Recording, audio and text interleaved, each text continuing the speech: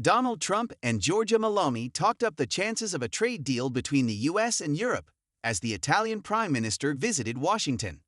There will be a trade deal, 100%, Trump said, but it will be a fair deal, while Meloni said she was sure they could reach an agreement, later adding that her aim was to make the West great again. Meloni is the first European leader to visit Washington since Trump imposed, then paused, 20% tariffs on imports from the bloc. The U.S. president separately said on Thursday that he is confident of making a very good deal with China, adding that representatives from Beijing have reached out a number of times. Trump and Meloni enjoy a good relationship, and the Italian leader hopes to position herself as a bridge between the EU and the U.S. amid fractured relations and mounting concerns about the global impact of Trump's tariffs. Despite his confidence in an eventual deal, Trump said he was in no rush. Everybody wants to make a deal. And if they don't want to make a deal, we'll make the deal for them, he said, adding that he expects to cut deals with every country over the next 3 to 4 weeks. Trump also suggested that he was reluctant to further raise tariffs on China, which currently stand at 145%. I may not want to go higher. I may want to go to less because you want people to buy, and at a certain point, people aren't gonna buy, he told reporters at the White House. At a press conference on Thursday following Trump's and Meloni's conversation, the leaders said they had discussed defense spending, immigration, and tariffs.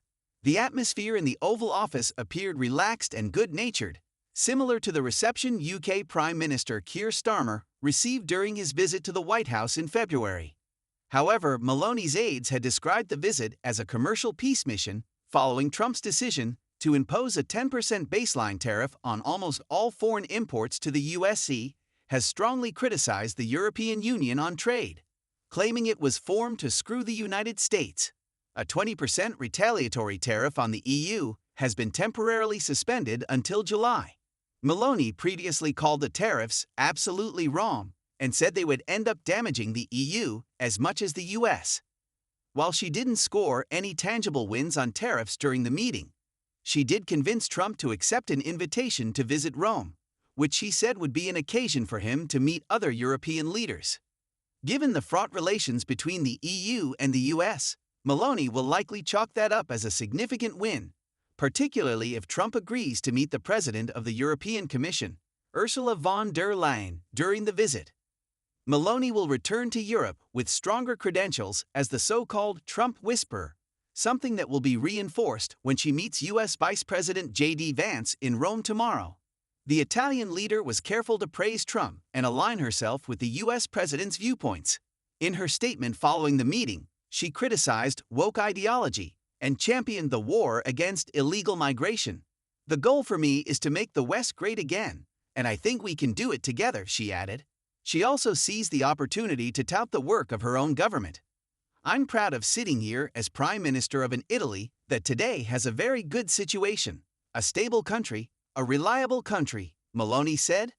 She noted that her government had brought inflation down and improved employment, before gesturing towards Trump and adding with a broad smile, "Forgive me if I promote my country, but you're a businessman and you understand me." Trump grinned back.